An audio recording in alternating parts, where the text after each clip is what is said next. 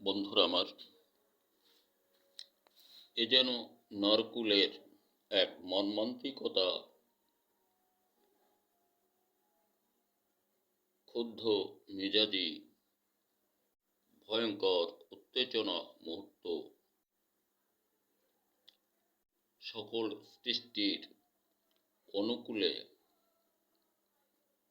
পৌঁছাবার মতো একটা উদ্যক্ততা অবলম্বন করেছেন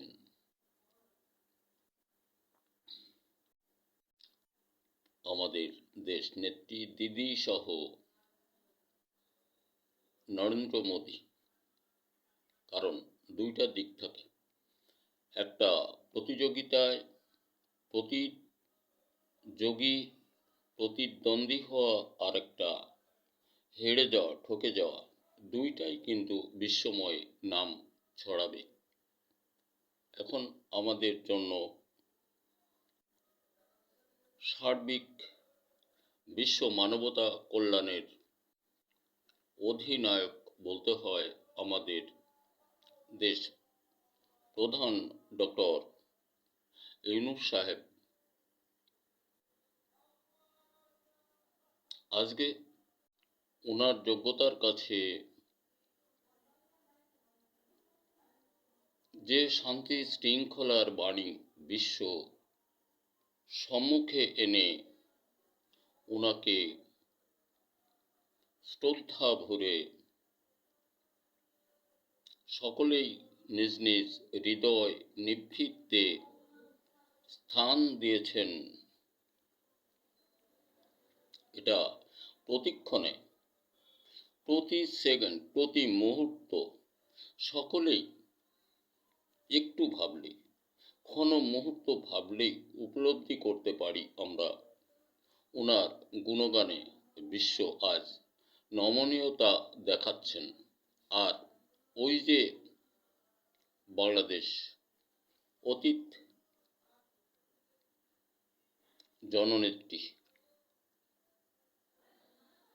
অগ্রহণযোগ্য কথাটা ঘৃণা ভরে বলতে হয়, একটা ধিক্কারপূর্ণ উক্তি উনি অবলম্বন করে উনি ওনার জায়গায় পৌঁছে গেছেন। হেরে গেলেও ওনার নাম, কারণ বড় ক্ষমতার কাছে একটা ছোট ক্ষমতা যদি হেরে যায়, তখন ছোট ক্ষমতাটার নাম ছড়ায় হেরে গেছে বলে। এমন একটা সৌভাগ্য ওনার, হেরে গিয়েও ওনার নামটা বিশ্বের মানুষ জানতে পারছে যে একজন স্বৈরাচারী সরকার ছিল বাংলাদেশে অতীত সময়, একজন মহিলা। তাই আমরা দেশময় সকল মানুষ ডক্টর ইউনূস সাহেবকে সহযোগ দিয়েছি, এবং বাকি আমরা যারা রয়েছি চাচ্ছি নির্বাচন, এটা সেটা। নির্বাচন কে করবেন বলুন? কি যোগ্যতা আপনার আছে আপনি নির্বাচন করবেন? গণতন্ত্রের ঐক্য অনুসারে কথাটা ঠিক আছে, আপনার যোগ্যতা কত? আপনি ওখানে গিয়ে কটা চোর, কটা ডাকাত বাঁধন করবেন? এটা নিজে ভাবুন। আপনি আমি সবাই বাঙালি, আমরা কেউ কাউকে চিনতে বাকি রাখাও থাকার কথা না। এমন বীজ দিয়ে আমাদের সম্মুখটা উজ্জ্বল করে গেছে অতীত সরকার। অনেক ভালো ভালো সন্তানদের, ছেলেদেরকে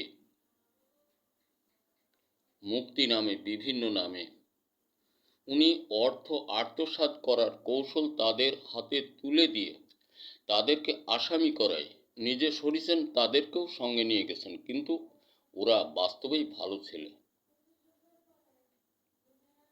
উনি এই অসৎ চরিত্রের দলটাকে ভারী করার জন্য এই কাজগুলো করছেন। অনেক ভালো ছেলে তারা, অনেক গুণ, ঢের গুণ ভালো ছেলে তার চরিত্রের কাছে। কিন্তু সে কলা কৌশলভাবে এই পথটাও অবলম্বন করছে, অগ্রগতি বাড়াইছে চোরের নামে। এটা আসলে ছেলেদের দোষ নয়। আমি সাধারণ ক্ষুদ্র মানুষ, যতটা বোঝার চেষ্টা করি ও বস্তুটির মধ্য দিয়ে যতটুকু বুঝি অতটুকু বলি। তাই বারবারই বলতে হয় একথা, আমরা সদা জাগ্রত হই সুন্দর সঠিক পথে চলার জন্য ডক্টর ইউনূস সাহেবকে সঙ্গে নিয়ে, বা উনার সঙ্গে হাত মিলিয়ে, কাঁধে কাঁধ মিলিয়ে আমরা কাজ করতে চেষ্টা করি। তাহলে আমাদের উন্নয়ন অবশ্যম্ভাবী। আর একটি কথা মনে পড়ে, আমাদের নবী সাহেব বলেছিলেন, মুসলমানদেরকে কেন্দ্র করেই বোধ করি কথাটি বলা হয়েছিল। তৎকালীন সময় কেউ যদি বিদ্যা অর্জনের জন্য নিজের দেশ ছেড়ে অন্য কোনো দেশে যাও, তাহলে চীন দেশে গিয়েও।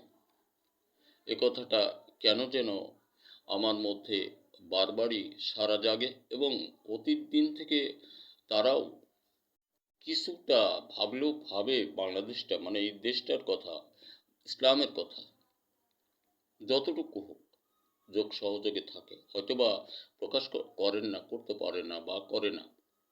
যেমন করে হোক আমরা ওদিকে যাব না, আমরা চেষ্টা পাবো নিজেদের দেশ পৃথিবীর সঙ্গে তাল মিলিয়ে চলার জন্য। এককভাবে নয়, এবং এই অর্ধ শতাব্দী অধিক কাল আমাদেরকে যারা শোষণ করেছে, আমরা উপার্জন করে, শ্রম দিয়ে, স্কন্ধে করে যাদের ঘর বাড়ি গরিষ্ঠ করে দিয়েছি, ভিন দেশি বলতে প্রতিবেশী দেশ ভারতকে আমরা সতর্ক হই।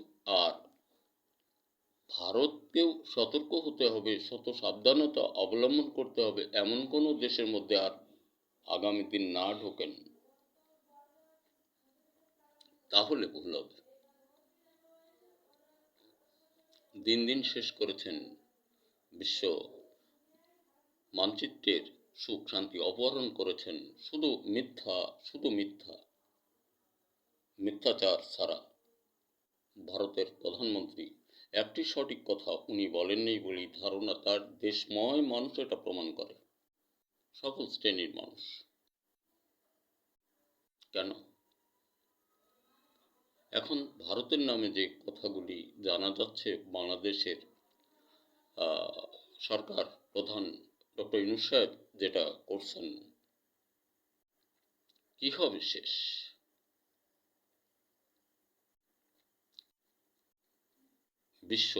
সমগ্র বিশ্ব তো যে নাচার দিচ্ছে, শত অন্যায় করেও বিশ্বে সে নাম ছড়াচ্ছে, আর ওই স্বৈরাচার বিটির কারণে দেশময় ছেলেমেয়েরা চরিত্র লেখার মতো গবেষণায় মনোনিবেশ করো, এবং গবেষণাটা খেলতে খেলতে হয়ে যায় ধুলাবালি খেলার মতো। ধরতে হবে, তৈরি না করে ছাড়া যাবে না। 1 দিন 2 দিন 10 দিন 6 মাস 10 বছর 20 বছর হতেই হবে। এই আমি যেটা বলি যে এই পৃথিবীর সৃষ্টির পর মাটি ও ফসল বিষয়ে বাংলাদেশে আমারগুলি প্রথম আবিষ্কার ও তৈরির সফলতায় ভরা প্রমাণ ইতিহাস ও ব্যবহারকারী এবং যারা দেখেছেন। আমি বলবো, প্রিয় দেশবাসী সকলেই আমার এটা আপনারা হাতে তুলে নিন, এবং ডক্টর ইউনূস সাহেবের হাতকে মজবুত করতে হবে। আমরা কোনো ক্রমে কেউ নির্বাচন নামটা মুখে না আনি। উনি যতটা কাল থাকেন উনি চালাবেন, এর পরে উনি যাকে রেখে যাবেন উনি চালাবেন, কোনো নির্বাচনের কথা নেই। কারণ আমরা তো বাঙালি, নির্বাচন এ পর্যন্ত হয়েছে অনেকবার, বহুবার হয়েছে, আর নির্বাচন দেখার দরকার নেই। যিনি নির্বাচন চাচ্ছেন উনি গণতন্ত্র হত্যাকারীর প্রথম স্টেপে ছিলেন, দ্বিতীয়ত হাসিনা। এরা গণতন্ত্র রাখে না, আর গণতন্ত্রের নামে ভাওতা দিয়ে দেশটাকে করছে। 6 না দিচ্ছে, 6.5 না দিচ্ছে, ওদিকে আর যাবো না। কর্ণফুলী কাগজ কোথায় সে মিল কারখানা? ওনারাই লুণ্ঠন করে নিয়েছিলেন যশোর টু খুলনার মধ্যে যা ছিল। হায় রে, নিমক হারাম।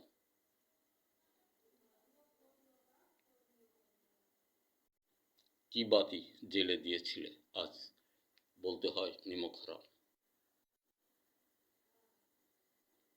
দেশের ছেলেরা সকলেই স্মরণে রাখো, এই বিগত অর্ধ শতাব্দী অধিক সময়কে ইতিহাসে ভেবো। মুরব্বী যানরা আছেন ওনাদের মুখে শুনো। যেটা বললাম এটা অত্যন্ত বাস্তব। এই জাতিকে ভিক্ষার থলে স্কন্ধে দেওয়ার মালিক মহাজন ওরাই, মাত্র ভারত। আগের সরকার যিনি ছিলেন অনেক কৌশলগতভাবে খেয়েছিলেন, এই সরকার ভোগ যে করছিল চট্টগ্রাম মোংলা বন্দর, ওখানে উনি সব কিছু মোতায়েন করতে শুরু করছিল। গুড লাক, বিরাট ভাগ্য, আল্লাহ ফিরিয়ে দিয়েছেন। সাথী এদেশের ছেলেরা, ছাত্র সমাজ আর ডক্টর ইউনূস সাহেব, সকলকে অনুরোধ করি ডক্টর ইউনূস সাহেব উনি যতদিন থাকেন অতদিন আমরা ওনাকে না ভুলি, না ছাড়ি। আমাদের এটাই কামনা থাকবে। ধন্যবাদ। সকলেই ধন্য হই। বিশ্বময় মানুষ বাংলাদেশকে সহযোগ দিন, এটাই আমাদের কামনা। ফিলিস্তিনিকে শান্তির পথে নিতে সকলকে অনুরোধ করি। ধন্যবাদ।